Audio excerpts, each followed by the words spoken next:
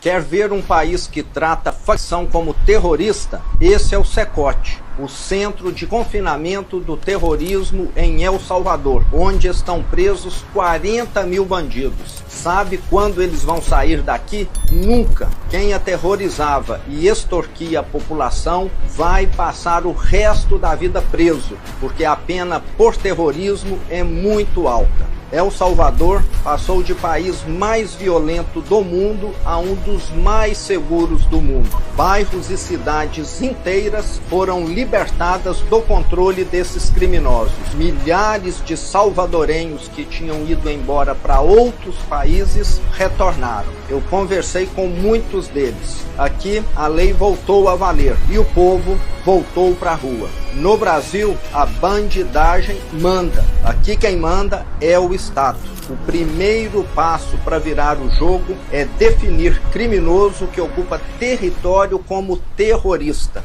Foi o que eles fizeram aqui. Por que será que o Lula e o PT se recusam a fazer isso? Zema foi até El Salvador, o país que reduziu em 99% os homicídios em apenas 4 anos. Enquanto o governo federal ignora os exemplos que funcionam, ele decidiu ver de perto o que realmente deu certo na segurança pública. Nesta entrevista, o governador de Minas fala com firmeza sobre o que viu, o que aprendeu e o que o Brasil precisa fazer com urgência. Além da segurança, ele comenta ainda sobre liberdade de expressão, indulto, Lula e os limites do Estado diante do crime organizado. Bem-vindo, muito obrigado por aceitar nosso convite e vamos falar aí sobre muita coisa.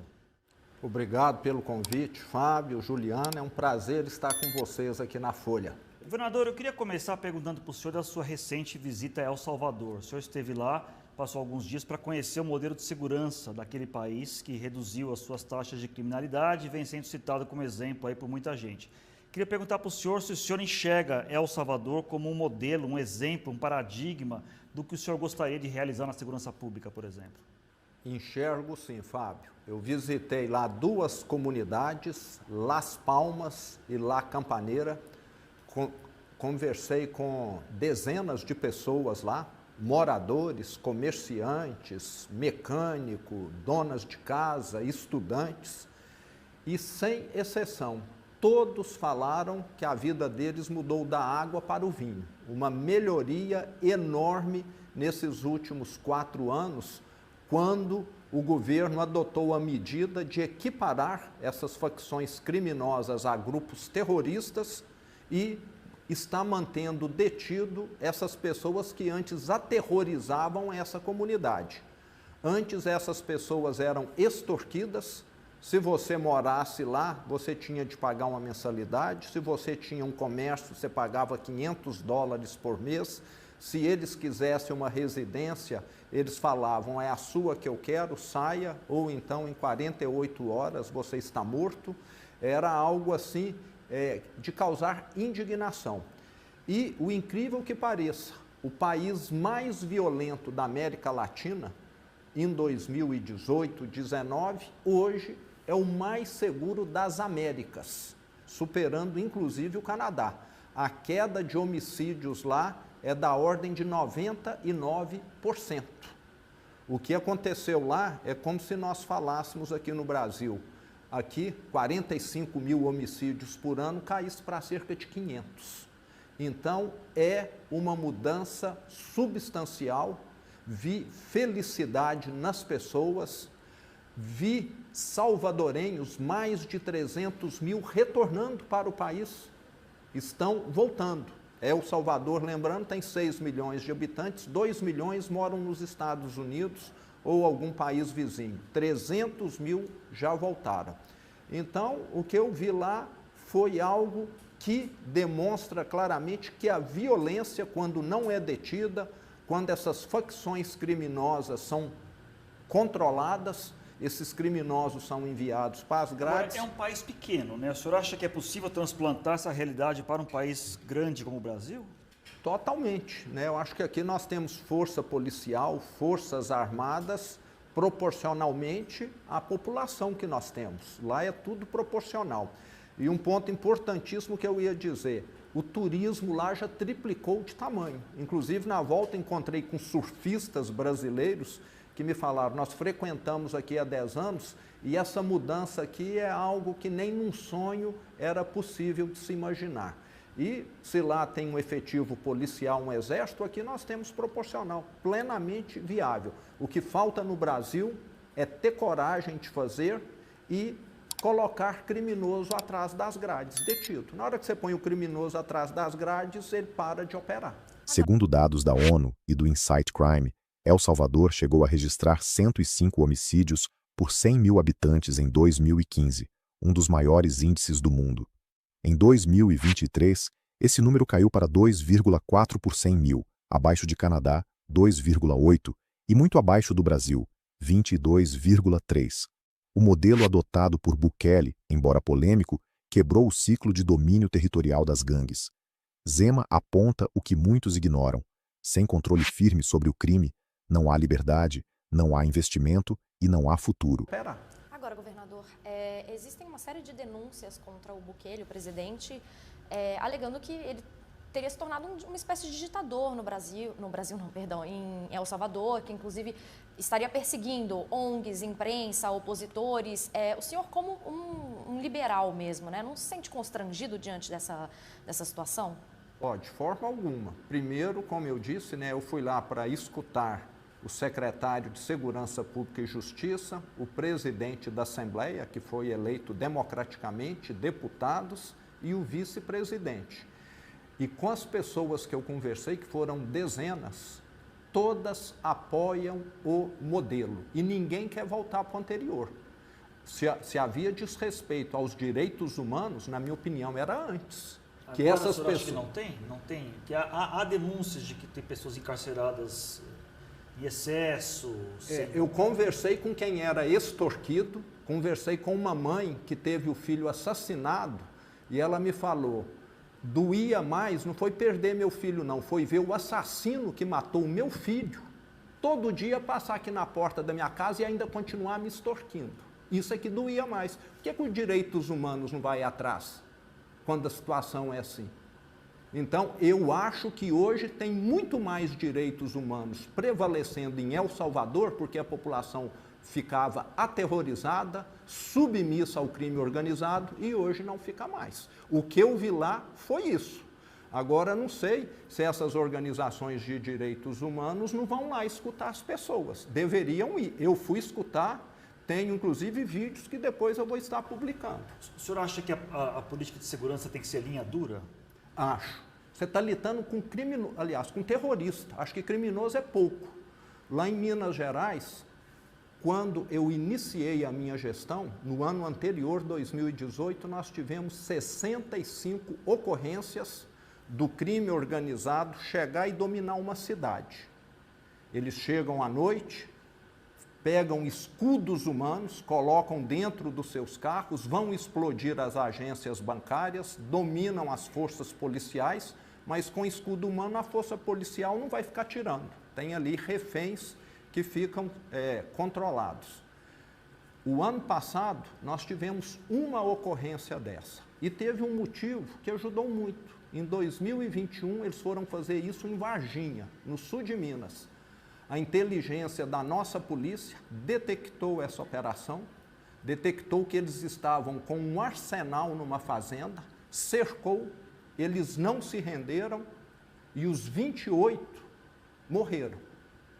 E ficou claro o recado. Se vier aqui facção criminosa provocar terror, nós vamos reagir. Essa redução não é retórica. Em 2023, Minas Gerais teve a menor taxa de crimes violentos da série histórica, iniciada em 2012, segundo dados da Secretaria de Justiça e Segurança Pública do Estado. Isso ocorreu mesmo sem aumento expressivo no orçamento, mostrando que gestão, inteligência e prevenção são mais eficazes do que apenas aumentar gasto. Mas, governador, entrando não só no aspecto da segurança, mas muitos desses opositores têm reclamado de prisões e perseguições a respeito até de comentários contrários ao governo. Isso não contraria também uma coisa que o senhor defende muito, que é a liberdade de expressão? Então, defendo a liberdade de expressão, defendo o Estado democrático de direito. Agora, as pessoas lá não tinham isso. se alguém falasse alguma coisa, levava tiro, era executado. Inclusive eu fui lá no Rio, que hoje virou uma quadra, um campo de futebol, onde os corpos eram julgados. Para mim, isso é que é falta de liberdade de expressão. Alguém não poder falar que está sendo extorquido, alguém não poder reclamar, alguém ser obrigado a pagar para essas organizações que eu considero terroristas por energia, por gás, por sinal de internet, que era tudo controlado por eles. Isso é que é viver, na minha opinião, né, quase que num feudalismo, né? Tenha lá o senhor do crime que controla tudo e os vassalos vivendo ali. Na minha opinião, era isso. Agora, hoje, eles têm liberdade de ir e vir a qualquer momento, não são extorquidos mais.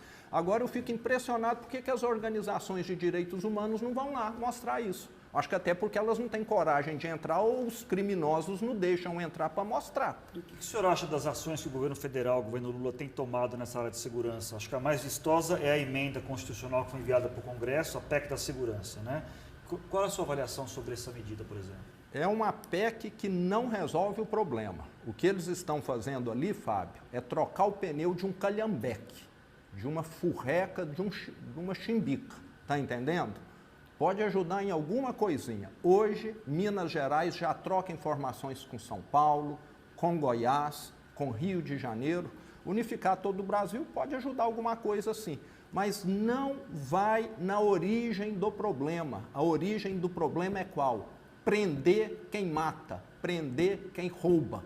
Lá em Belo Horizonte, eu tenho um caso que o comandante da Polícia Militar me mostrou, 88 ocorrências. Está lá no prontuário, ele está solto. Ele vai para a audiência de custódia, fica no máximo uma noite e é solto.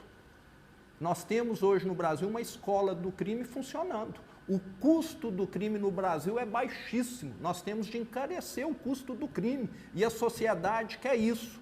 E graças a Deus está lá no Congresso, eu já falei que eu tenho dou todo o apoio para que as organizações criminosas, as facções sejam equiparadas a organizações terroristas, e são. Eles levam terror, pavor, escudo humano, eles têm hoje essa questão de símbolos, estão trazendo jovens. Eu fiquei sabendo agora, não sei se vocês sabem, que o mais charmoso numa comunidade agora é uma tornozeleira fake, que os jovens estão comprando para colocar, porque aí ele fica bem temido ali na comunidade. Está acontecendo em Minas Gerais isso aí? Está acontecendo em todo lugar. Isso eu não conhecia. Tornozeleira fake. Então como tem se fosse um acessório, assim. Um acessório, como se fosse isso. Um anel, uma pulseira. Exato. Então nós estamos criando aqui no Brasil, está acontecendo principalmente nesse governo do PT, que me parece que é conivente, ele teve 99% dos votos nos presídios, Isso acho que já demonstra alguma coisa, que a criminalidade não tem mais aqui limite. Parece que, e o crime organizado está infiltrado em todo lugar, inclusive na máquina pública, dentro do executivo, dentro do judiciário, elegendo parlamentares. Se nós não determos, nós vamos ter aqui um narco-estado. O senhor falou um pouco sobre trazer para Minas Gerais algumas das questões que o senhor viu ali em El Salvador. Mas a polícia de Minas Gerais hoje tem enfrentado uma questão que o Estado todo tem enfrentado em Minas Gerais, que é um contingenciamento. O senhor tem enfrentado uma questão fiscal ali, está na negociação com o governo. Acontece que isso também está entrando direto no abastecimento dos carros, das viaturas das polícias que estão racionando combustíveis. Tem uma série de reportagens de diversos veículos, da Folha inclusive, mencionando isso. Não é um contrassenso o senhor ter utilizado esse exato momento para viajar acompanhado de outras 6 pessoas para El Salvador, usando inclusive dinheiro público? Então, em Minas Gerais nós temos hoje o estado em diversos indicadores de crimes mais seguro do Brasil, e eu não estou satisfeito, entendeu?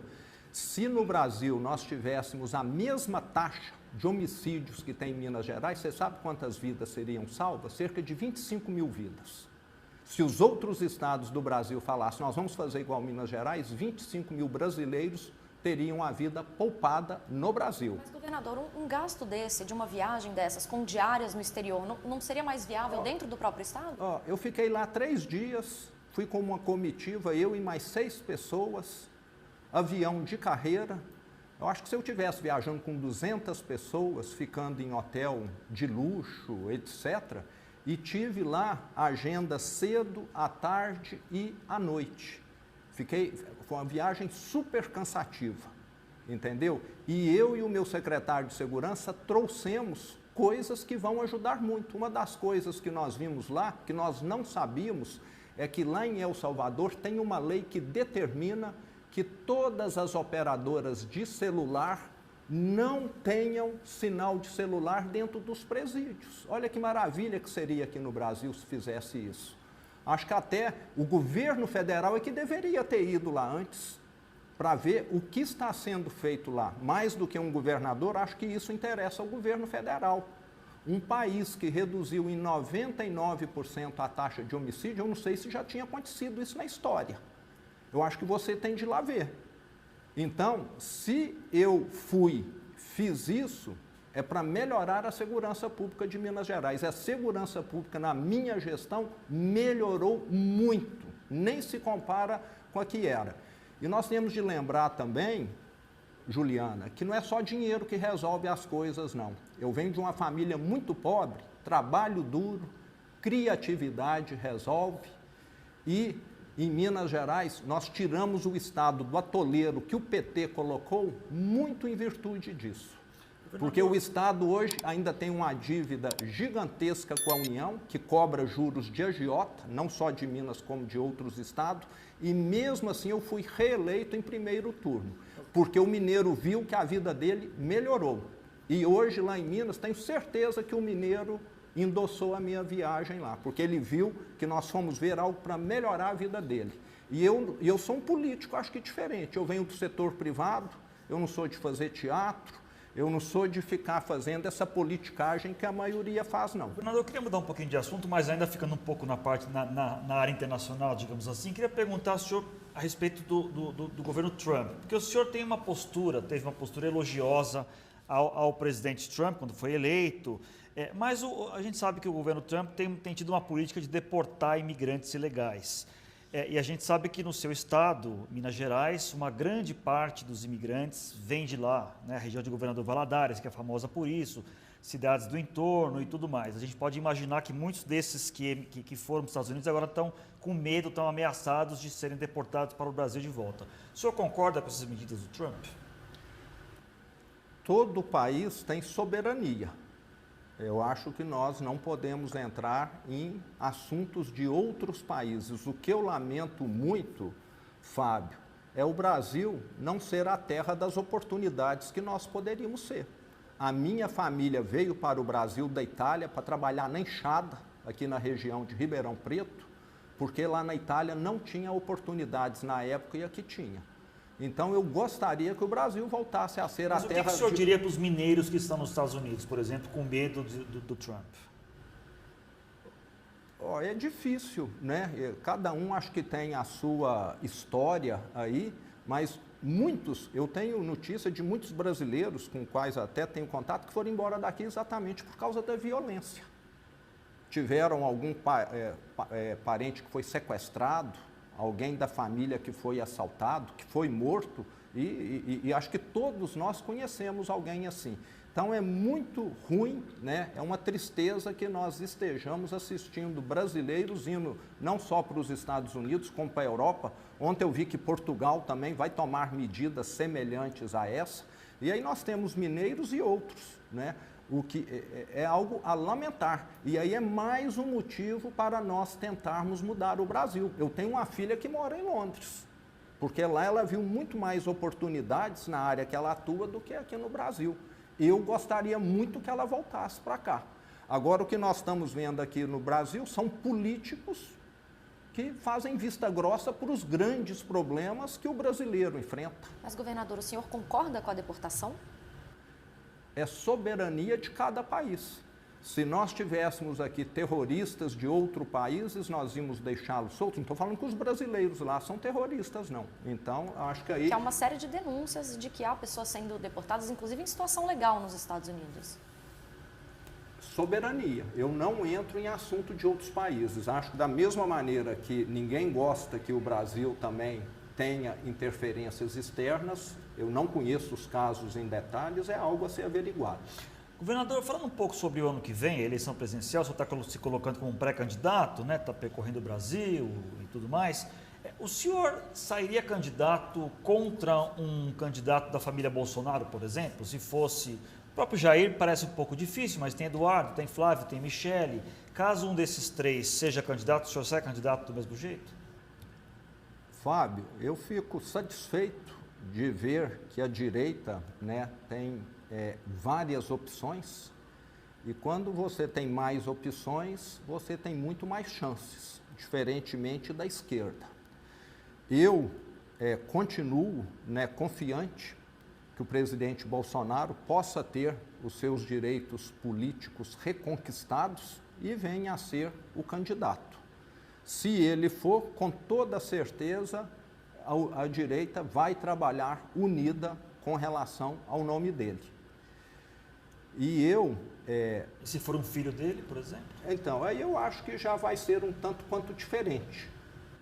E é difícil... Michele, a mesma coisa. Michele, aí eu acho que é difícil opinar nesse momento, né? Está muito incipiente, mas eu continuo confiante no nome dele. Mas o senhor estaria aberto à possibilidade de integrar uma chapa bolsonarista como vice ou até mesmo candidato ao Senado?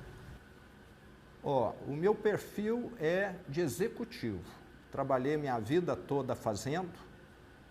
Fui presidente de uma empresa que hoje tem lá 5.000 funcionários. Estou, né, governando um estado que tem 300.000 funcionários.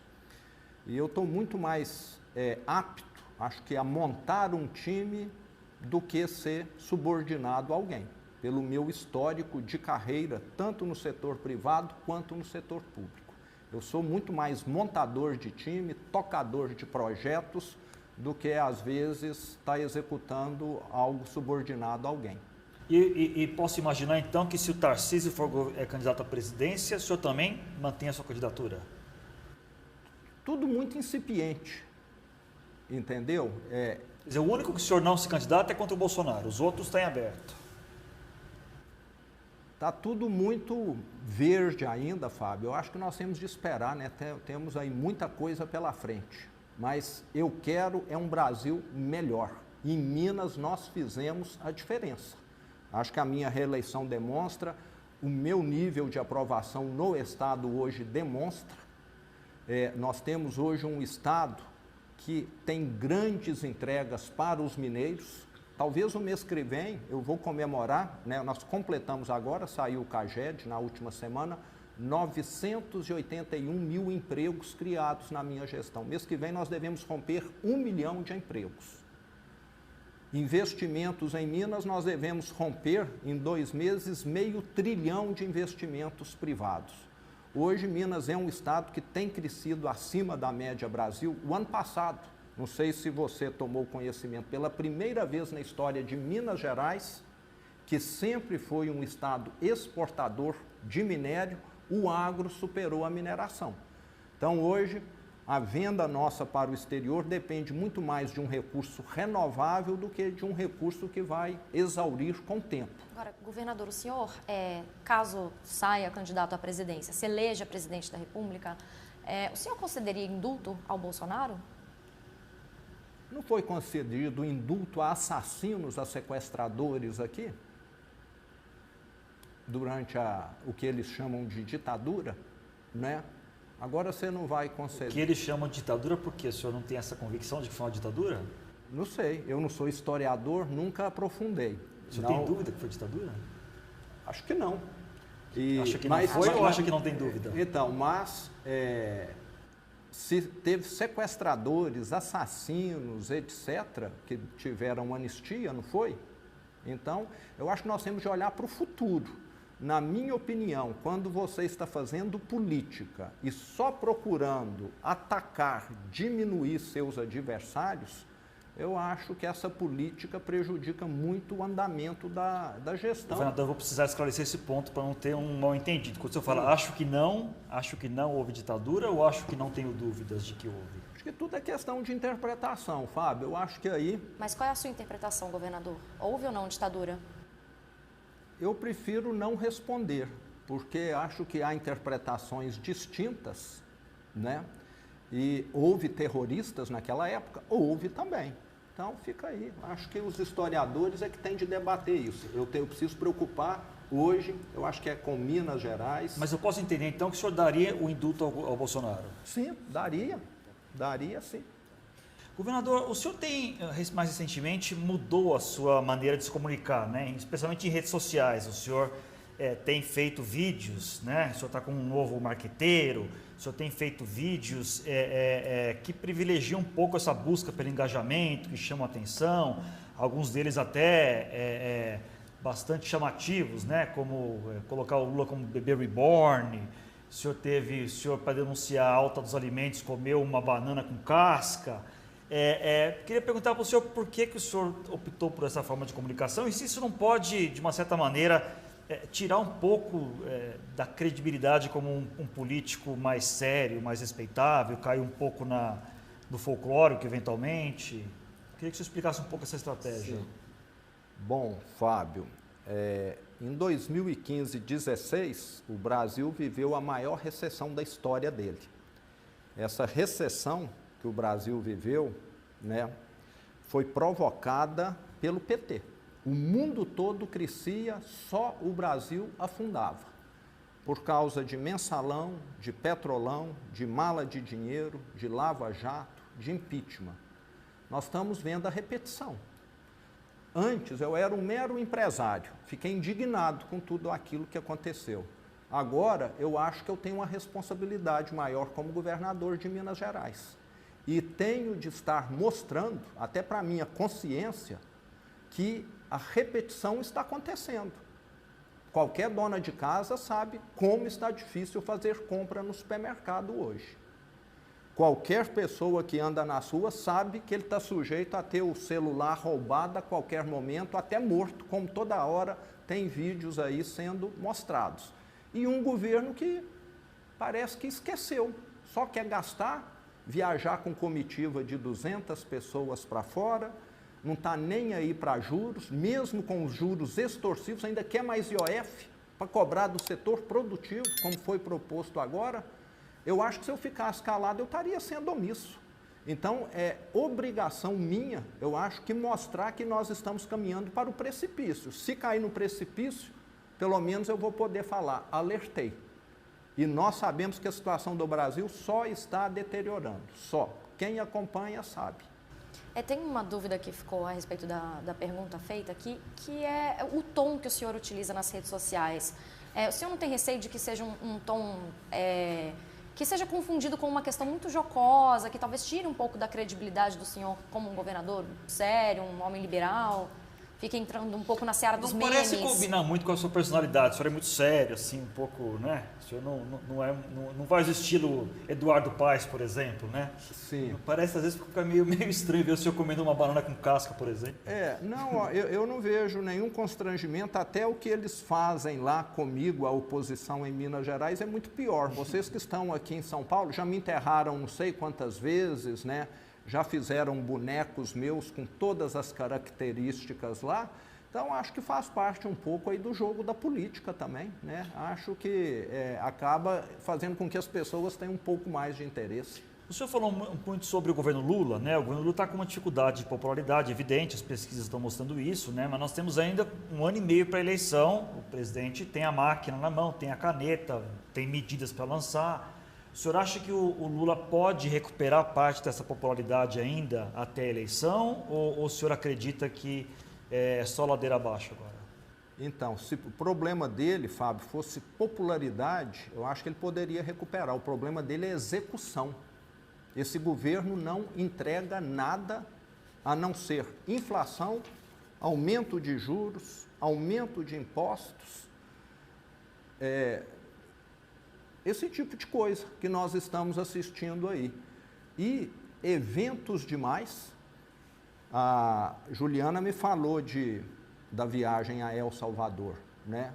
É só nós seguirmos aí as viagens do presidente para dentro do Brasil mesmo. Toda hora é só anúncio, anúncio, anúncio, entrega nada. Ficar fazendo anúncio é a coisa mais fácil. E para fazer um anúncio levam 500 pessoas para poder anunciar algo que muitas vezes nem sai do papel.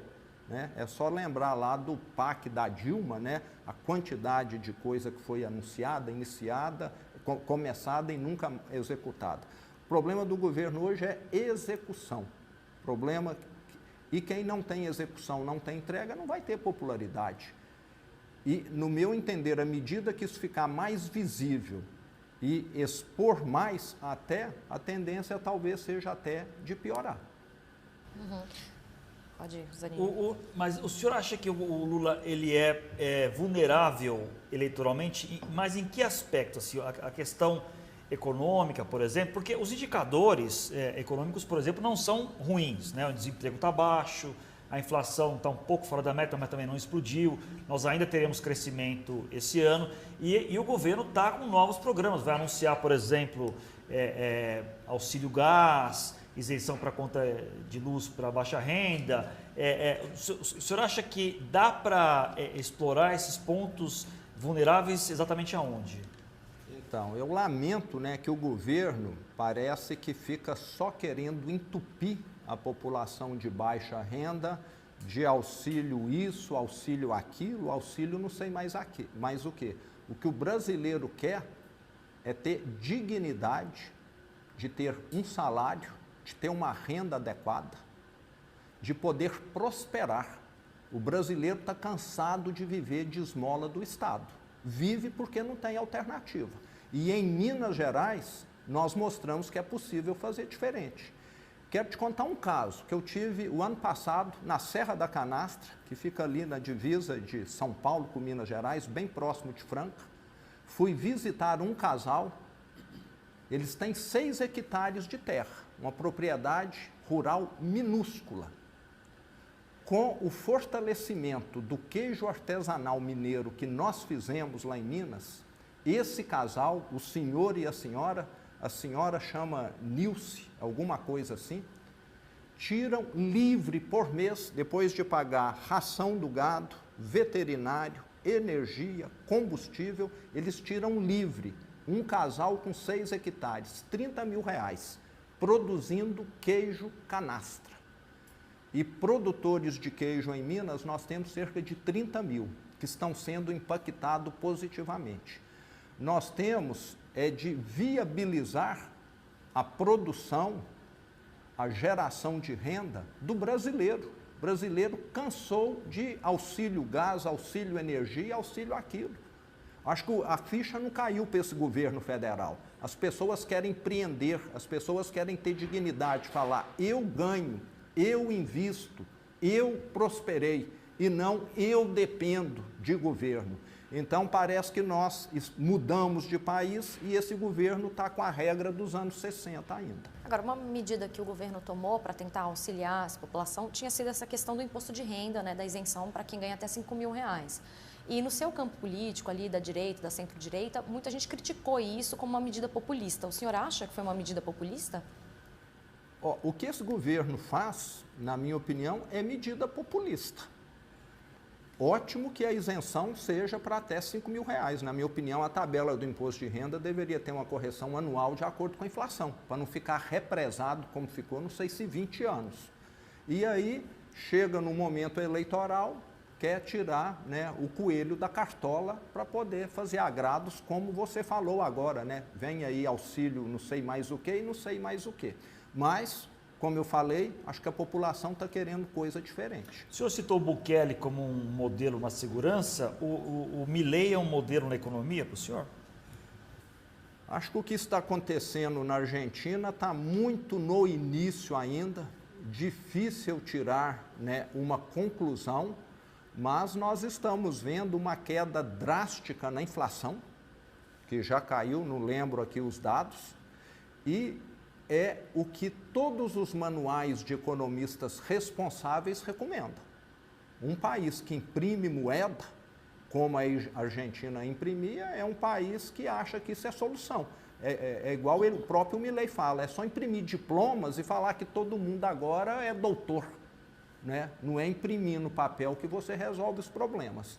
Então, a Argentina, na minha opinião, está trilhando o caminho que vai colocá-la novamente numa trilha de prosperidade.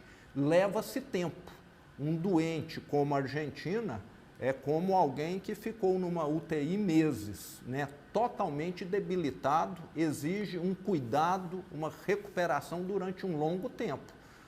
E muitas vezes as pessoas são imediatistas. Já está lá há 5 anos. Nenhum país se tornou desenvolvido em 10, 20 anos. Mas uma medida de choque com uma motosserra assim para o Brasil é necessária?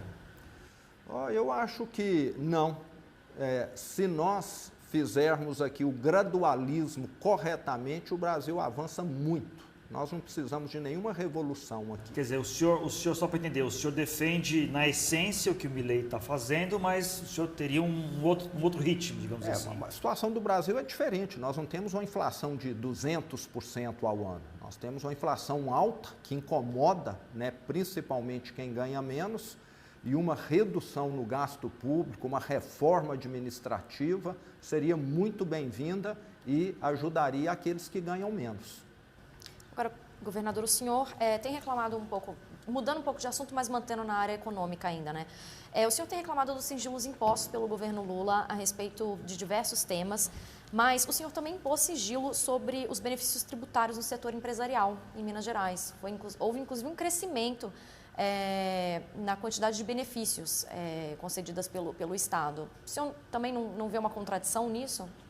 Então, quando eu assumi Minas Gerais, de acordo com o ranking da Controladoria Geral da União, a CGU ocupava o 22º lugar no quesito transparência das contas públicas. 22º.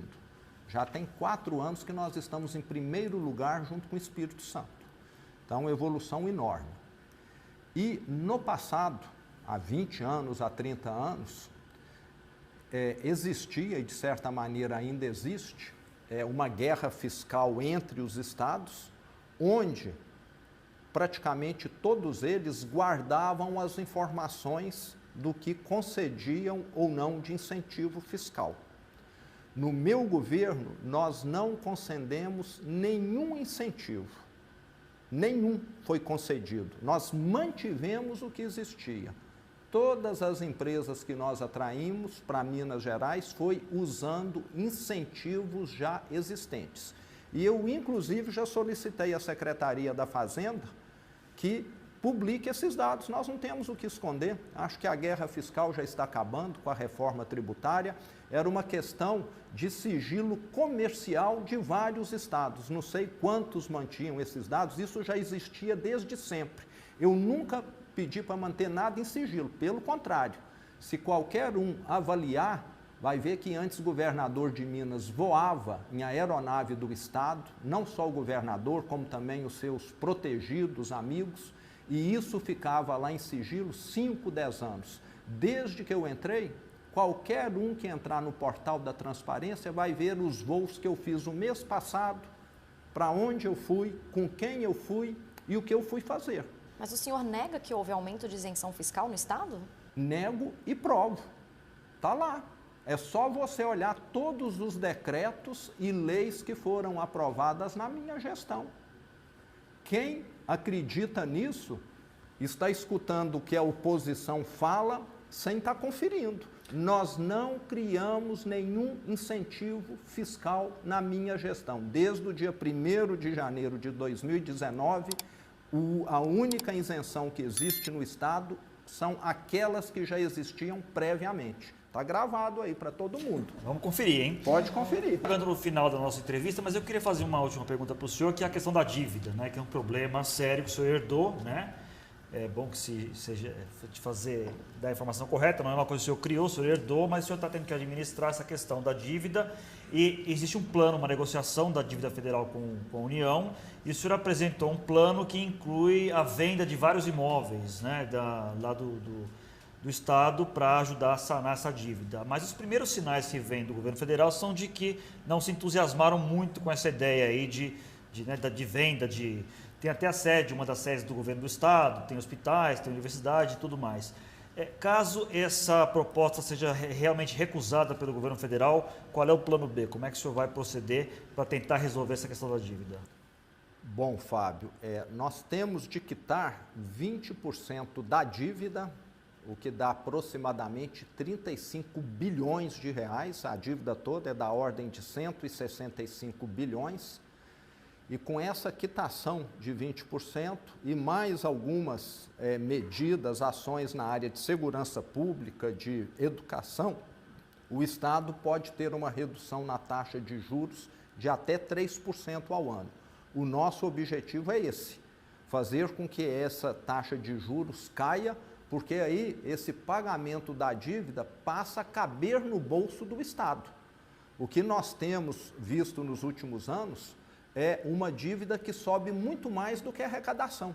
É igual alguém que faz o financiamento da casa própria, compromete 10% da renda no início, depois de 15 anos está comprometendo 60% da renda. A dívida de Minas, tem de lembrar, foi feita toda no passado. Eu não fiz R$1 de dívida, herdei a dívida e estou pagando. Só que quanto mais nós pagamos, mais a dívida cresce, é o que tem acontecido. E nós vamos oferecer à União um cardápio muito grande de imóveis e de ativos num valor superior a esses 35 bilhões. Porque a União pode falar, esse aqui não me interessa, esse aqui não me interessa. Então, mesmo ela tirando alguma coisa, nós queremos ainda ficar nos 35.